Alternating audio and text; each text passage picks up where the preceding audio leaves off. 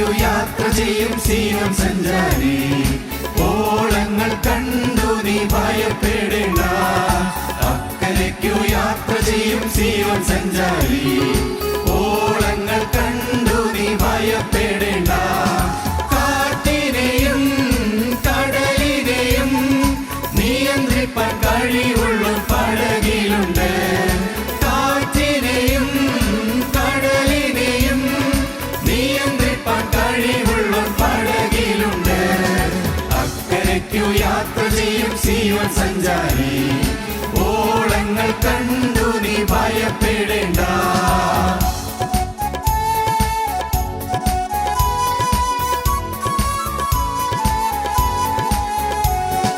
വിശ്വാസമാം പടകിൽ യാത്ര ചെയ്യുമ്പോൾ തണ്ടുവലിച്ചു നീ വലഞ്ഞിടുമ്പോൾ. വിശ്വാസമാം പടകിൽ യാത്ര ചെയ്യുമ്പോൾ തണ്ടുവലിച്ചു നീ വലഞ്ഞിടുമ്പോൾ. ഭയപ്പെടേണ്ട, കർത്തൻ കൂടെയുണ്ട്, അടുപ്പിക്കും സ്വർഗീയ തുറമുഖത്ത്. ഭയപ്പെടേണ്ട, കർത്തൻ കൂടെയുണ്ട്, അടുപ്പിക്കും സ്വർഗീയ തുറമുഖത്ത്. അക്കരയ്ക്കു യാത്ര ചെയ്യും സീയോൻ സഞ്ചാരി, ഓളങ്ങൾ കണ്ടു നീ ഭയപ്പെടേണ്ട.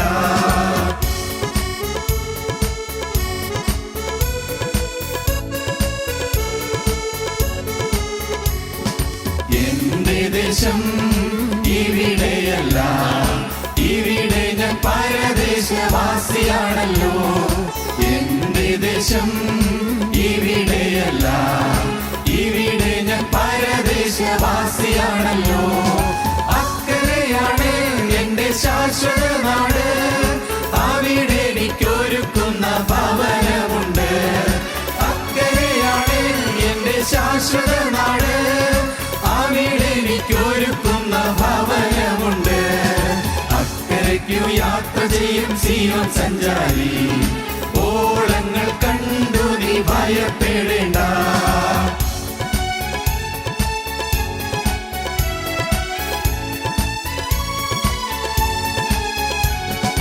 കുഞ്ഞാടതിൻ വിളക്കാണ്, ഇരുളൊരു ലേശവും അവിടെയില്ല. കുഞ്ഞാടതിൻ വിളക്കാണ്, ഇരുളൊരു ലേശവും അവിടെയില്ല. തരുമെനിക്ക് കിരീടമൊന്ന്, ധരിപ്പിക്കും അവനെന്നെ ഉത്സവവസ്ത്രം. തരുമെനിക്ക് കിരീടമൊന്ന്, ധരിപ്പിക്കും അവനെന്നെ ഉത്സവവസ്ത്രം. അക്കരയ്ക്കു യാത്ര ചെയ്യും സീയോൻ സഞ്ചാരി, ഓളങ്ങൾ കണ്ടു നീ ഭയപ്പെടേണ്ട. അക്കരയ്ക്കു യാത്ര ചെയ്യും സീയോൻ സഞ്ചാരി, ഓളങ്ങൾ കണ്ടു നീ ഭയപ്പെടേണ്ട.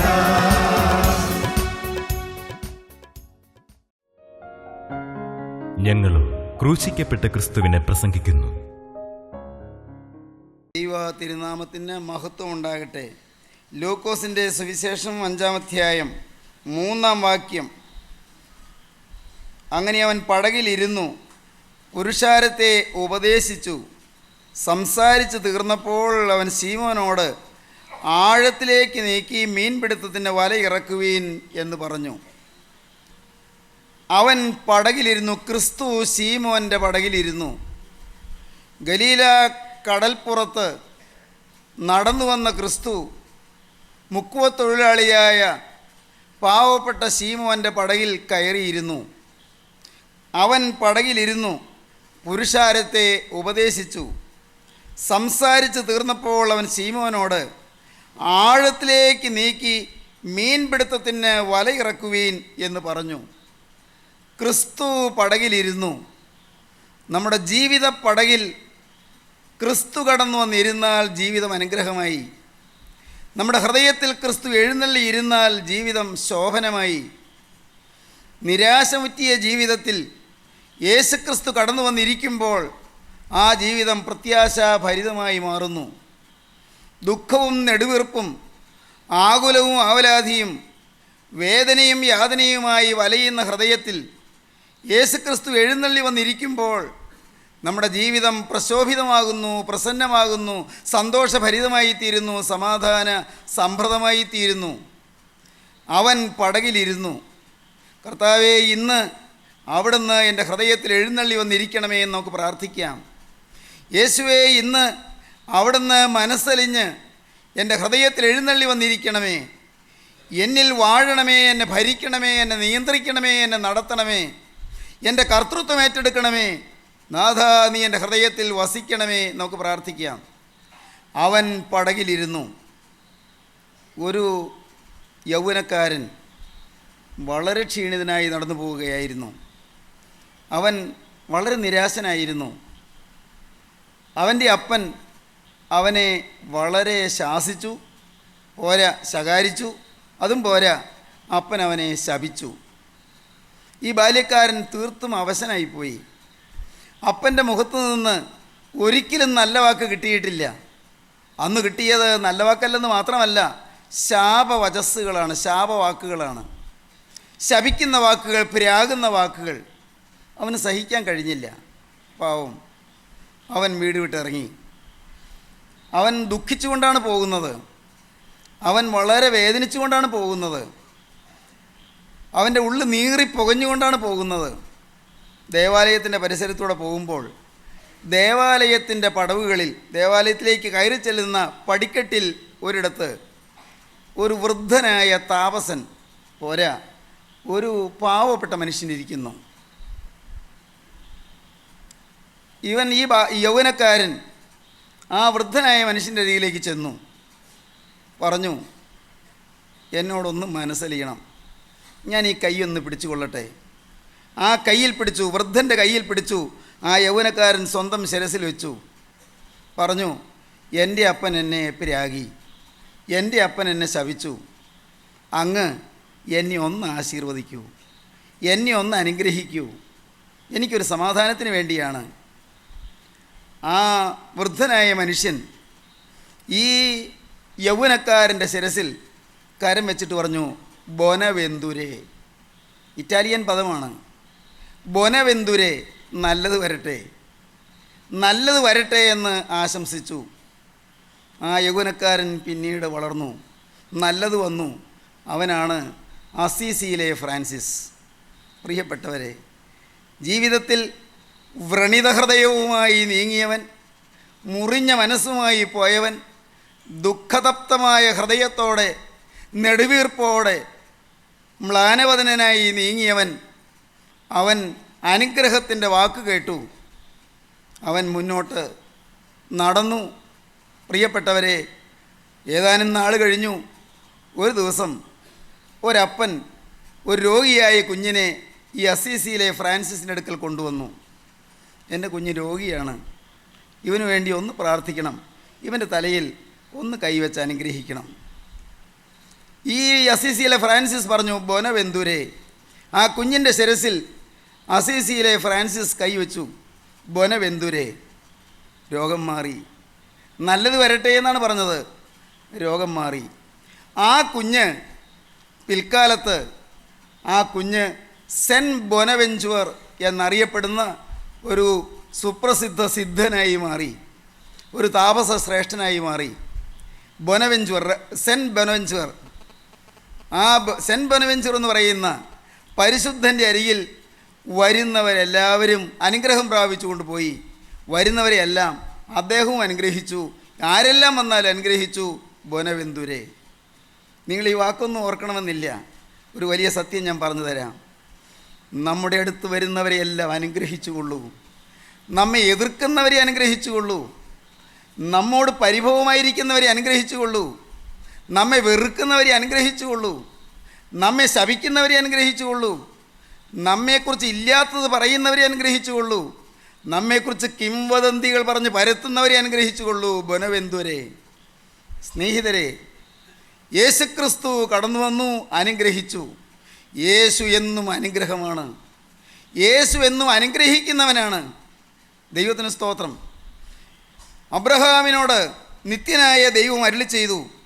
അബ്രഹാമിനോട് ദൈവം പറഞ്ഞു, ഉൽപ്പത്തി പുസ്തകത്തിൽ നാം അത് വായിക്കുന്നുണ്ട്. ദൈവം പറഞ്ഞു, ഞാൻ നിന്നെ വലിയൊരു ജാതിയാക്കും, നിന്നെ അനുഗ്രഹിച്ച് നിൻ്റെ പേര് വലുതാക്കും. നീ ഒരു അനുഗ്രഹമായിരിക്കും. നിന്നെ അനുഗ്രഹിക്കുന്നവരെ ഞാൻ അനുഗ്രഹിക്കും, നിന്നെ ശപിക്കുന്നവരെ ഞാൻ ശപിക്കും. നിന്നിൽ ഭൂമിയിലെ സകല വംശങ്ങളും അനുഗ്രഹിക്കപ്പെടും. അനുഗ്രഹമാക്കി. പ്രിയപ്പെട്ടവരെ, നീ ഒരു അനുഗ്രഹമാണ് എന്നാണ് പറഞ്ഞത്. നീ ഒരു അനുഗ്രഹമായിരിക്കുമെന്നാണ് പറഞ്ഞത്. ഞാൻ നിന്നെ അനുഗ്രഹിക്കുമെന്ന് മാത്രമല്ല, നീ തന്നെ ഒരു അനുഗ്രഹമായിരിക്കും.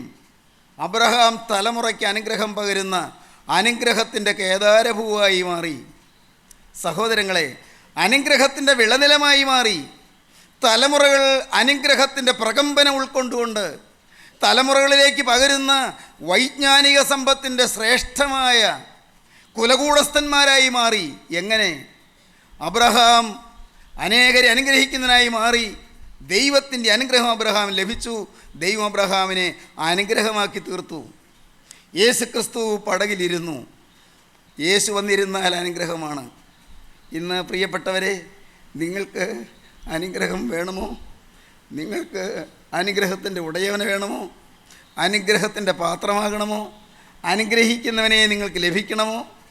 ജീവിതമാകെ നിരാശമുറ്റി, ജീവിതമാകെ വരണ്ടുണങ്ങി, ജീവിതമാകെ ഊഷരഭൂമി പോലെ ഉണങ്ങി വരണ്ട്, ജീവിതം തളർന്ന് അവശമായി വിവശമായി വലഞ്ഞ് ജീവിതമാകെ വിരസമായിരിക്കുന്നവർ, ഈ യേശുവിനെ നിങ്ങൾ പ്രാപിച്ചാൽ നിങ്ങളൊരു അനുഗ്രഹമായി തീരും. നിങ്ങളെ അനുഗ്രഹിക്കുമെന്ന് മാത്രമല്ല, നിങ്ങളൊരു അനുഗ്രഹമായിരിക്കും.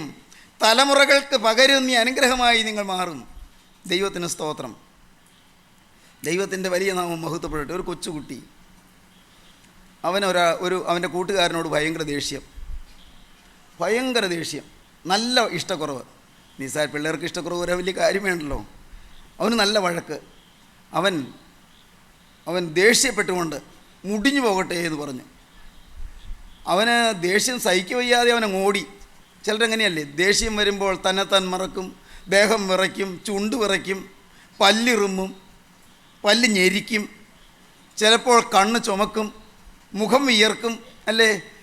ഈ കൊച്ചുകുട്ടി അവനങ്ങ് ദേഷ്യം വന്നിട്ട്, അവൻ്റെ കൂടെ പഠിക്കുന്നൊരു കൊച്ചനോട് മാറ്റാണ് ദേഷ്യം വന്നത്. അവനങ്ങ് കോപം ജ്വലിച്ച് ഒരു മലയുടെ മുകളിലേക്ക് കയറി, ഒരു കുന്നിൻ്റെ മുകളിൽ. അവൻ പറഞ്ഞു, മുടിഞ്ഞു പോകട്ടെ. ഉച്ചത്തിലാണ് പറഞ്ഞത്, മുടിഞ്ഞു പോകട്ടെ. മറ്റവനോടുള്ള ദേഷ്യമാണ്. അല്പം കഴിഞ്ഞില്ല, പെട്ടെന്ന് കേൾക്കാം ഒരു ശബ്ദം, മുടിഞ്ഞു പോകട്ടെ. എങ്ങനെയാണ് ശബ്ദം വന്നത്? അങ്ങ് കുന്നിൻ്റെ മുകളിൽ കയറി അവൻ പറഞ്ഞത് മാറ്റൊലിക്കൊണ്ടു തിരിച്ചു വന്നു. പ്രതിധ്വനി,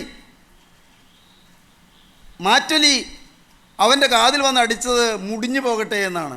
അവൻ ഞെട്ടിപ്പോയി. ആരാ എന്നെ ഇങ്ങനെ മുടിഞ്ഞു പോകട്ടെ എന്ന് പറയുന്നത്? അവൻ വീണ്ടും പറഞ്ഞു, നന്നായി വരട്ടെ. ഉടനെ കേൾക്കാം, നന്നായി വരട്ടെ. പ്രിയപ്പെട്ടവരെ, നാം അങ്ങോട്ട് കൊടുക്കുന്നത് ഇങ്ങോട്ട് കിട്ടും. ദൈവത്തിന് സ്തോത്രം. അങ്ങോട്ട് അനുഗ്രഹം കൊടുത്തുകൊള്ളൂ, അനുഗ്രഹം തിരികെ കിട്ടും. അങ്ങോട്ട് സ്നേഹം കൊടുത്തുകൊള്ളൂ, സ്നേഹം തിരികെ കിട്ടും. ദൈവജനമേ, നമ്മുടെ വീട്ടിലുള്ളവർക്ക് നിങ്ങൾ സ്നേഹം കൊടുക്കൂ. നിങ്ങളുടെ ഭാര്യയ്ക്ക് നിങ്ങൾ സ്നേഹം കൊടുക്കൂ. ഇന്ന് പല കുടുംബങ്ങളിലും സ്നേഹത്തിന് പട്ടിണിയാണ്. ആഹാരത്തിന് പട്ടിണിയില്ല. ദൈവത്തിന് സ്തോത്രം. പൈസയ്ക്ക് പട്ടിണിയില്ല. നല്ല പലഹാരത്തിന് പട്ടിണിയില്ല. വിരുന്നുകൾക്ക് പട്ടിണിയില്ല. പക്ഷേ സ്നേഹത്തിന് പട്ടിണിയാണ്. സ്നേഹത്തിന് ക്ഷാമം. സ്നേഹമില്ലാത്ത കുടുംബങ്ങൾ, പരസ്പര വിശ്വാസമില്ലാത്ത കുടുംബ ബന്ധങ്ങൾ, ചേർച്ചയും ചാർച്ചയുമില്ലാത്ത കുടുംബ ബന്ധങ്ങൾ, തകർന്നുപോയ കുടുംബ ബന്ധങ്ങൾ, ശിഥിലമായ ബന്ധങ്ങൾ തകർന്നുപോയി, അയഞ്ഞുപോയി. സ്നേഹം അയഞ്ഞുപോയി. മാതാപിതാക്കളും മക്കളും തമ്മിൽ സ്നേഹം വറ്റിപ്പോയി. ഭാര്യയും ഭർത്താവും തമ്മിൽ സ്നേഹവും ദൃഢമായ പ്രേമവായ്പും അത് വറ്റിപ്പോയി. പ്രിയപ്പെട്ടവരെ, അധ്യാപകരും വിദ്യാർത്ഥികളും തമ്മിലുള്ളതായ സ്നേഹം എന്നേ മാഞ്ഞു കഴിഞ്ഞു. ദൈവത്തിന് സ്തോത്രം. സ്നേഹം മാത്രം പറയുവാനും പ്രവർത്തിക്കുവാനും യേശുക്രിസ്തു പഠിപ്പിച്ച ക്രൈസ്തവ ജനത ഇന്ന് സ്നേഹം വറ്റി വരണ്ട് ഇന്ന് സ്നേഹത്തിൻ്റെ ഊഷരഭൂമിയായി മാറിക്കഴിഞ്ഞു. സഹോദരങ്ങളെ, ഏതെങ്കിലും ഒരു സഭയെയോ ഏതെങ്കിലും ഒരു വ്യക്തിയെയോ മാത്രമല്ല ഞാൻ ഉദ്ദേശിക്കുന്നത്. സമൂലമായി സ്നേഹത്തിൻ്റെ അത്യത്ഭുതകരമായ സന്തോഷ സദ്വാർത്തി അറിയിക്കുവാൻ വിളിക്കപ്പെട്ടവരും തിരഞ്ഞെടുക്കപ്പെട്ടവരും ദൈവം പ്രത്യേകം കരുതിയവരുമായ ജനതതി ഇന്ന് സ്നേഹശൂന്യമായ വരൾച്ചയിലേക്ക് നീങ്ങിയിരിക്കുകയാണ്. സഹോദരങ്ങളെ, സ്നേഹം കൊടുക്കൂ. സ്നേഹത്തിന് ഇന്ന് പട്ടിണിയാണ്. അങ്ങോട്ട് അനുഗ്രഹം കൊടുക്കൂ. യേശു എവിടെ ചെന്നോ അവിടെ അനുഗ്രഹമാണ്. ബേഥാനിയിൽ ചെന്നു, അവിടെ അനുഗ്രഹമാണ്. കഫർനഹൂമിൽ ചെന്നു, അവിടെ അനുഗ്രഹമാണ്. ബേത്സയിദയിൽ ചെന്നു, അവിടെ അനുഗ്രഹമാണ്. യേശു എറിഹോവിൽ ചെന്നു, അവിടെ അനുഗ്രഹമാണ്. യേശു കാനാവിൽ ചെന്നു, അവിടെ അനുഗ്രഹമാണ്. ദൈവത്തിന് സ്തോത്രം. പ്രിയപ്പെട്ടവരെ, യേശു ചെന്നിടത്തെല്ലാം അനുഗ്രഹം. യേശു ശീമോൻ്റെ പടകിൽ കയറിയിരുന്നു. പ്രിയപ്പെട്ടവരെ, ഇന്ന് നിങ്ങൾ ഈ വാക്കുകളെ കേൾക്കുമ്പോൾ നിങ്ങളുടെ അരികത്ത് വന്ന് നിൽക്കുന്ന ക്രിസ്തുവിനോടൊരു വാക്ക് പറയണം. കർത്താവേ, എൻ്റെ ഹൃദയത്തിൽ അനുഗ്രഹം പകരാനല്ലേ നീ ശാപഗ്രസ്തനെ പോലെ കുരിശിൽ മരിച്ചത്? എന്നെ അനുഗ്രഹിക്കാനല്ലേ കർത്താവേ നീ ശാപം ഏറ്റുവാങ്ങി നീ കുരിശിൽ മരിച്ചത്? ഒരു പാപവും ചെയ്യാത്ത ദൈവപുത്രൻ കർത്താവേ എൻ്റെ ശാപം ഏറ്റുവാങ്ങി, എൻ്റെ പാപം ഏറ്റുവാങ്ങി, എൻ്റെ ശിക്ഷ ഏറ്റുവാങ്ങി, ഞാൻ നേരിടേണ്ടതായ ശാപങ്ങളെയും ശിക്ഷകളെയും എന്നിൽ നിന്ന് ഒഴിവാക്കാൻ അവിടുന്ന് ശാപഗ്രസ്തനെ പോലെ കുരിശിൽ മരിച്ചു. ഗലാത്യലേഖനം 3-ാം അധ്യായം 13-ാം വാക്യം വായിക്കുമ്പോൾ നാം അത് കാണുന്നുണ്ട്. മരത്തിന്മേൽ തൂങ്ങുന്നവനെല്ലാം ശപിക്കപ്പെട്ടവനെന്ന് എഴുതിയിരിക്കുന്നത് പോലെ ക്രിസ്തു നമുക്ക് വേണ്ടി ശാപമായി തീർന്നു. ന്യായപ്രമാണത്തിൻ്റെ ശാപത്തിൽ നിന്ന് നമ്മെ വിലയ്ക്ക് വാങ്ങി. ഇന്നെത്രയോ കുടുംബങ്ങൾ ശാപത്തിലാണ്, എത്രയോ ഹൃദയങ്ങൾ ശാപത്തിലാണ്, എത്രയോ ജീവിതങ്ങൾ ശാപത്തിലാണ്. ദൈവത്തിന് സ്തോത്രം. എന്നെ B.Ed ക്ലാസ്സിൽ പഠിപ്പിച്ച, അന്ന് ട്രെയിനിങ് കോളേജിൻ്റെ പ്രിൻസിപ്പലായിരുന്ന ഡോക്ടർ സുകുമാർ അഴീക്കോടുണ്ട്. അദ്ദേഹം വളരെ ശ്രദ്ധേയമായൊരു വാക്യം പറയുകയുണ്ടായി. ജനനം എന്ന 3 അക്ഷരത്തിൽ ആരംഭിച്ച് മരണം എന്ന 3 അക്ഷരത്തിൽ അവസാനിക്കുന്ന ജീവിതമെന്ന 3 അക്ഷരമല്ല ജീവിതം. ജനനമെന്ന 3 അക്ഷരത്തിൽ ആരംഭിച്ച് മരണമെന്ന 3 അക്ഷരത്തിൽ അവസാനിക്കുന്ന ജീവിതമെന്ന 3 അക്ഷരമല്ല ജീവിതം. ജീവിതം ജീവിക്കാനുള്ളതാണ്. ജീവിതം നല്ലപോലെ ജീവിക്കാനുള്ളതാണ്. ധന്യനായ ഗുരുനാഥൻ അന്ന് പറഞ്ഞ വാക്കുകൾ എൻ്റെ ഹൃദയത്തിൽ ചിലപ്പോൾ മാറ്റിക്കൊള്ളാറുണ്ട്. ഈ ജീവിതം നന്നായി ജീവിക്കാനാണ്, അനേകർക്ക് അനുഗ്രഹമായി ജീവിക്കാനാണ്. നമ്മുടെ സ്വന്തം കുടുംബത്തിന് മാത്രമല്ല പ്രിയരെ, വേണം, കുടുംബത്തിനും വേണം. നമ്മുടെ കുഞ്ഞുങ്ങൾക്ക് മാത്രമല്ല, നമ്മെ സ്നേഹിക്കുന്നവർക്ക് മാത്രമല്ല, നമ്മെ വെറുക്കുന്നവർക്കും അനുഗ്രഹമായി മാറുന്നതാണ് കർത്താവ് പ്രസാദിക്കുന്ന സമാധാനത്തിൻ്റെ ജീവിതം. അതാണ് അനുഗ്രഹത്തിൻ്റെ ജീവിതം. ജീവിതം ജീവിക്കാനുള്ളതാണ്. ദൈവത്തിന് സ്തോത്രം. ദൈവത്തിൻ്റെ വലിയ നാമം മഹത്വപ്പെടട്ടെ. പ്രിയപ്പെട്ടവരെ, ഞാൻ കോളേജിൽ പ്രിൻസിപ്പലായിരുന്ന കാലത്ത് ഞാൻ ഇടയ്ക്കിടയ്ക്ക് സാറുമാരില്ലാത്ത ക്ലാസ്സിൽ ചെല്ലും. പഠിപ്പിക്കാൻ സാറ് വരാത്ത ക്ലാസ്സിൽ ചെല്ലും. പിള്ളേരോട് എന്തെങ്കിലുമൊക്കെ പറഞ്ഞുകൊണ്ടിരിക്കും. അങ്ങനെ പറയുമ്പോൾ ഞാൻ ആവർത്തിച്ച് പറഞ്ഞുകൊണ്ടിരുന്നത്, നിങ്ങളുടെ ജീവിതം കളയാനുള്ളതല്ല. കളയരുത്. കഞ്ചാവിന് കളയരുത്, മദ്യത്തിന് കളയരുത്, ചീത്ത കൂട്ടുകെട്ടിന് കളയരുത്. നിങ്ങൾ വെറുതെ സുബോധമില്ലാത്തവരെ പോലെ ജീവിതം കളഞ്ഞു കുളിക്കരുത്. മക്കളെ, നിങ്ങളുടെ ജീവിതം ജീവിക്കാനുള്ളതാണ്, നല്ലപോലെ ജീവിക്കാനുള്ളതാണ്. ദൈവത്തിൻ്റെ വലിയ നാമം മഹത്വപ്പെടട്ടെ. ദൈവത്തിന് സ്തോത്രം. പ്രിയപ്പെട്ടവരെ, ഞാൻ പറയട്ടെ, ജീവിതം ജീവിക്കാനുള്ളതാണ്. ജീവിതം അനുഗ്രഹം പ്രാപിക്കാൻ മാത്രമല്ല, അനുഗ്രഹം പകരാനുള്ളതാണ്. അനുഗ്രഹിക്കണം. യേശു ശീമോൻ്റെ പടകിൽ കയറിയിരുന്നു. എൻ്റെ കർത്താവേ, ഇന്ന് ഇതുവരെയും ശാപം മാത്രം നേടിയ എൻ്റെ ജീവിതത്തിൽ നാഥാ, ഇന്ന് അനുഗ്രഹമായി നീ എഴുന്നള്ളി വരണമേ. എൻ്റെ ചെയ്തികൾ കൊണ്ട് ഞാൻ ശാപം വാങ്ങി, എൻ്റെ പെരുമാറ്റം കൊണ്ട് ഞാൻ ശാപം വാങ്ങി, എൻ്റെ മാതാപിതാക്കളോടുള്ള അനുസരണക്കേട് കൊണ്ട് ഞാൻ ശാപഗ്രസ്തനായി തീർന്നു. എൻ്റെ അപ്പനോട് ഞാൻ ധിക്കാരമായി സംസാരിച്ചത് മൂലം ഞാൻ ശാപഗ്രസ്തനായിപ്പോയി. എൻ്റെ അമ്മയെ ഉള്ള നൊമ്പരപ്പെടുത്തിയതുകൊണ്ട് ഞാൻ ശാപഗ്രസ്തനായിപ്പോയി. എൻ്റെ ദൈവമേ, എൻ്റെ ശരീരം പാപത്തിനും വെറുമയ്ക്കും വൃത്തികേടിനും അശുദ്ധിക്കും മ്ലേച്ഛതയ്ക്കും മാലിന്യത്തിനും വിട്ടുകൊടുത്തതുകൊണ്ട് ഞാൻ ശാപഗ്രസ്തനായിപ്പോയി. എൻ്റെ ശരീരത്തിൽ മദ്യം പകർന്നതുകൊണ്ട് ഞാൻ ശാപഗ്രസ്തനായിപ്പോയി. എൻ്റെ ദൈവമേ, എൻ്റെ ഓരോ അവയവങ്ങൾ മൂലവും തിന്മയ്ക്ക് ഞാൻ ഇടം കൊടുക്കുകയും പൈശാചികനെ ഞാൻ ക്ഷണിക്കുകയും ചെയ്തതുകൊണ്ട് ഞാൻ അറിഞ്ഞോ അറിയാതെയോ ശാപഗ്രസ്തനായിപ്പോയി. കർത്താവേ, ശാപം എൻ്റെ മേൽ വന്നുകൂടിയ ശാപം, തലമുറകളിൽ നിന്ന് പകർന്നും ഞാൻ നേടിയെടുത്തും എൻ്റെ മേൽ വന്നുകൂടിയ ശാപം, അത് അടുത്ത തലമുറയിലേക്ക് പകരാതെ ഇന്ന് നാഥാ, ക്രൂസിലെ തിരുരക്തത്തിൻ്റെ അത്ഭുത ശക്തിയാൽ ശാപത്തെ നീ മുറിച്ചു മാറ്റണമേ. എൻ്റെ മേലുള്ള കെടുതികളെ നീ മുറിച്ചു മാറ്റണമേ. എൻ്റെ ഈ തലമുറയിൽ നിന്ന് അടുത്ത തലമുറയിലേക്ക് ശാപം പകരാതെ ഇന്ന് നാഥ നീ എൻ്റെ മേലുള്ള ശാപത്തെ മുറിച്ചു മാറ്റണമേ. എൻ്റെ മക്കൾക്കോ മക്കളുടെ മക്കൾക്കോ ഈ ശാപം പങ്കുവരാത്ത വിധം ഇന്ന് എൻ്റെ ഈ ആയുഷ്കാലത്ത് യേശുവിൻ്റെ തിരുരക്തത്തിൻ്റെ മുദ്ര എൻ്റെ നെറ്റിയിൽ തന്ന് യേശുവിൻ്റെ തിരുരക്തത്താൽ നീ എന്നെ കഴുകി, യേശുവിൻ്റെ പരിശുദ്ധാത്മാവിനാൽ നീ എന്നെ ആത്മാവിൻ്റെ ശക്തി ധരിപ്പിച്ച് നാഥ നീ എന്നെ ശാപത്തിൽ നിന്ന് മോചിപ്പിക്കണമേ. എൻ്റെ കുടുംബത്തിൽ നാളുകളായി തുടർന്നു വരുന്ന ശാപത്തിൽ നിന്ന് എനിക്ക് മോചനം തരണമേ.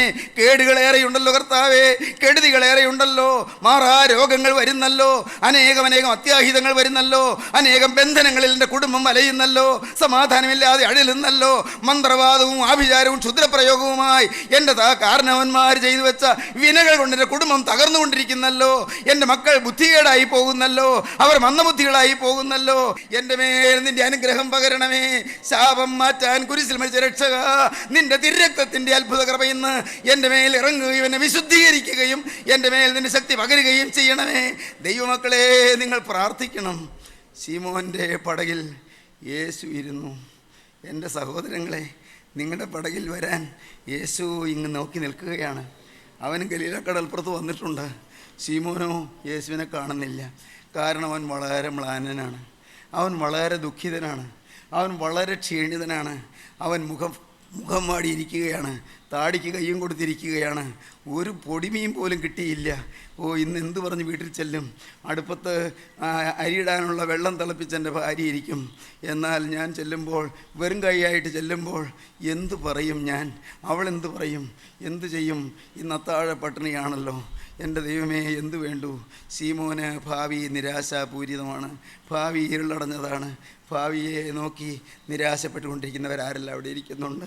ഭാവിയെ നോക്കി തളർന്നവർ, ഭാവിയെ നോക്കി വലഞ്ഞിരിക്കുന്നവർ, നാളെയിലേക്ക് നോക്കി നെടുവീർപ്പിടുന്നവർ, എൻ്റെ ജീവിതം തകർന്നു പോയല്ലോ, എനിക്കിനൊരു ഭാവിയുണ്ടോ, എനിക്കിനൊരു കരയേറ്റമുണ്ടോ, എനിക്കിനൊരു എഴുന്നേൽപ്പുണ്ടോ, എനിക്കൊരു നല്ല കാലം കിട്ടുമോ, എനിക്കൊരു സമാധാനം കിട്ടുമോ, എനിക്കൊരു നല്ല കാലം ശുഭഭാവി കിട്ടുമോ? നിരാശപ്പെട്ട് വലഞ്ഞിരിക്കുന്ന എൻ്റെ ബഹുമാന്യ സഹോദരങ്ങളെ, ഞാൻ നിങ്ങളോട് സ്നേഹത്തോടെ പറയട്ടെ, നിങ്ങളുടെ പടയിലേക്ക് വരുവാൻ തന്നെ കാത്തുകൊണ്ടിതാ യേശു കരയിൽ നിൽക്കുന്നുണ്ട്. യേശു കരയിൽ നിൽക്കുകയാണ്. നിങ്ങൾ വിശ്വസിക്കൂ, നിങ്ങളെ നോക്കിക്കൊണ്ട് തന്നെ യേശു നിൽക്കുകയാണ്. നിങ്ങളുടെ ജീവിതത്തിലേക്ക് കയറി വരുവാൻ, നിങ്ങളുടെ ഹൃദയത്തിലേക്ക് നടന്നു കയറുവാൻ, ആശ്വാസവും അനുഗ്രഹവുമായി നിങ്ങളുടെ ജീവിതത്തിൽ അത്ഭുതം വിരചിക്കുവാൻ എൻ്റെ നാഥനിത നിങ്ങളുടെ അരികത്ത് വന്ന് നിൽക്കുന്നു. വിശ്വസിപ്പീൻ, അനുഗ്രഹത്തിൻ്റെ ദാതാവിത നിങ്ങളെ തേടി വന്ന് നിൽക്കുന്നു. ശാപങ്ങൾ മാറ്റുന്നവനിതാ നിങ്ങളുടെ അരികത്ത് വന്ന് നിൽക്കുന്നു. അവൻ വന്ന് ഈ പടകിലൊന്ന് ചവിട്ടിയാൽ മതി, ഈ പടക് പരിശുദ്ധമാകും. എൻ്റെ ദൈവമേ, നിങ്ങളുടെ പാവങ്ങളെ ഓർത്ത് ആരും നിരാശപ്പെടേണ്ട. നിങ്ങളുടെ ജീവിതത്തിലെ കേടുകളെ ഓർത്ത് ആരും തളരണ്ട. ഇതെല്ലാം സംഭവിച്ചു പോയില്ല കർത്താവേ. അയ്യോ, ഞാൻ അരുതാത്ത വിധത്തിൽ എന്തെല്ലാമാണ് പറഞ്ഞു പോയത് കർത്താവേ. ഞാൻ എന്തോ ഒരു കോപിച്ചു കർത്താവേ.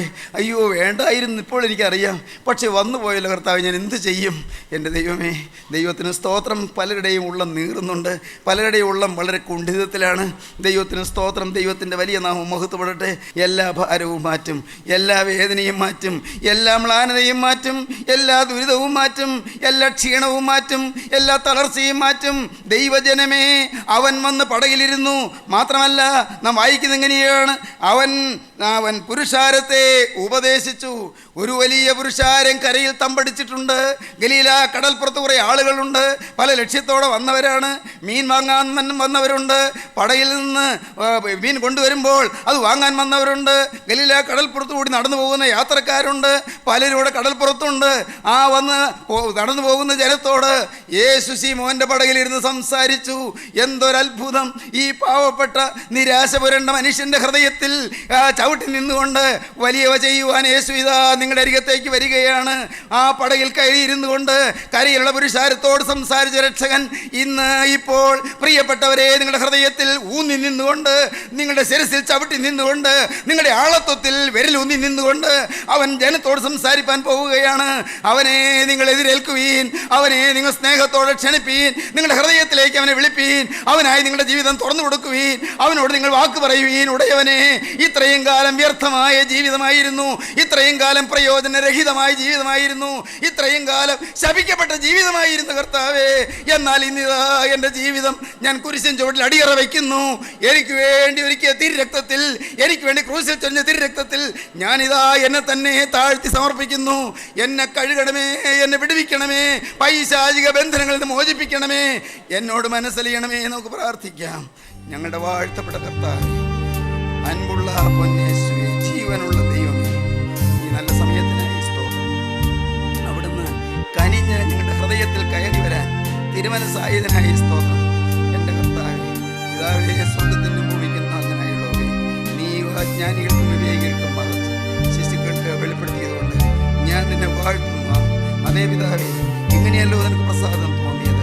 ജ്ഞാനികളെ ലജ്ജിപ്പിപ്പാൻ ദൈവം ലോകത്തിൽ ഭോഷത്വമായി തിരഞ്ഞെടുത്തു, ബലവാന്മാരെ ലജ്ജിപ്പിപ്പാൻ ദൈവം ലോകത്തിൽ ബലഹീനമായി തിരഞ്ഞെടുത്തു. ദൈവത്തിന് സ്തോത്രം. ഉള്ളതിനില്ലായ്മയാക്കുവാൻ ദൈവം ലോകത്തിൽ കുലഹീനവും നികൃഷ്ടമായതും ഏതുമില്ലാത്തത് തിരഞ്ഞെടുത്തു. ഒരു ജഡവും ദൈവസന്നിധി പ്രശംസിക്കാതിരിക്കേണ്ടതിന് തന്നെ എന്നെ തിരഞ്ഞെടുത്ത സ്നേഹത്തിനായി സ്തോത്രം. കർത്താവേ, ഈ വചനം കേട്ട് എല്ലാവരെയും ഒന്ന് അനുഗ്രഹിക്കണമേ, അനേകരെ വിളിച്ച് വേർതിരിക്കണമേ, ഓരോരുത്തരുടെ ഹൃദയത്തിൽ നിന്റെ ആത്മാവ് പ്രവർത്തിക്കണമേ, സമാധാനം പ്രദാനം ചെയ്യണമേ, രോഗസൗഖ്യം അയക്കണമേ, ശാന്തി പകരണമേ, എല്ലാവരെയും നന്മയാൽ നിറയ്ക്കണമേ. അവിടുത്തെ കൃപയുടെ നിറവിൽ ആമോദത്തോടെ, ആനന്ദത്തോടെ, ആഘോഷത്തോടെ, ആരവാരത്തോടെ സ്തുതിപ്പാൻ, ആരാധിപ്പാൻ നൽവരം പകരണമേ. ബന്ധനങ്ങൾ അഴിക്കണമേ, തിരുനാമം മഹത്വപ്പെടുത്തണമേ. യേശുക്രിസ്തുവിന്റെ സ്നേഹം നിറഞ്ഞ നാമത്തിൽ തന്നെ ആമീൻ.